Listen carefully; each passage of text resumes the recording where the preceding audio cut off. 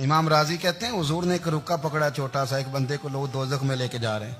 اچھا مجھے ایک بات بتاؤ، فیصلہ پہلے ہو گیا ہے، اللہ کے سامنے ہوا ہے، اور فیصلہ ہو گیا اور طے ہو گیا کہ دوزخ میں جانا ہے. وہ قریب پہنچ گئے دوزخ کے، تو حضور نے دیکھ لیا، اور بتایا کس نے؟ حضرت آدم نے.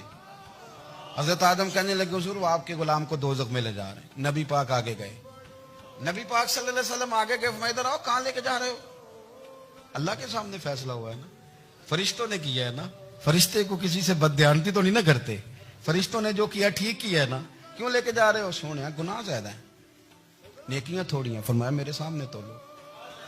کسی فرشتے نے نہیں کہا کہ سونے معاذ اللہ ہم کو بے ایمان ہے، ہماری کوئی سے زید چل ساڈا کو بننا سن جائے دے نال. بھائی میرا مطلب ہے صحیح تولا ہے، فیصلہ ہے، فرمایا دوبارہ تولو.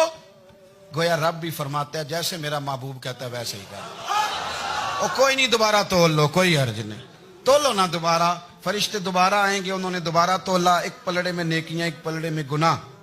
اب وہ گناہ پھر زیادہ نکلے تو نبی پاک نے نا جیب سے اتنا سا روکا نکالا. روکے کا بھی کوئی وزن ہوتا ہے، وہ حضور نے نیکیوں کے پلڑے میں رکھ دیا، نیکیاں بڑھ گئیں، فرشتے بھی چپ کر گئے.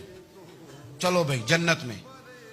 میری طرح کا تھا نا پتہ سارا سردار نے کی دیا، پتہ تو تھا نا اسے من آنم کے من دانم. تو سیدھا حضور کے قدموں سے جا لگا، کہنے لگا سونیا میں تو ساری زندگی گناہ کرتا رہا، یہ کون سی نیکی ہے؟ تو حضور فرمانے لگے چپ کر، جنت کا دروازہ کھول گیا، تو جا جنت میں. حضور رکے میں کیا ہے؟ فرمایا تو نے ایک دن درود و سلام نہیں پڑھا تھا، میں نے تیرا سنبھال کے رکھا ہوا تیرا درود شریف، وہ نعرے رسالت بھی تو نے لگائے تھے، وہ تو کھول کے میرے تذکرے میں نے تیرا سنبھال لیا. دوزخ میں تو کیا میرا سایہ نہ جائے، کیونکہ رسول پاک سے دیکھا نہ جائے.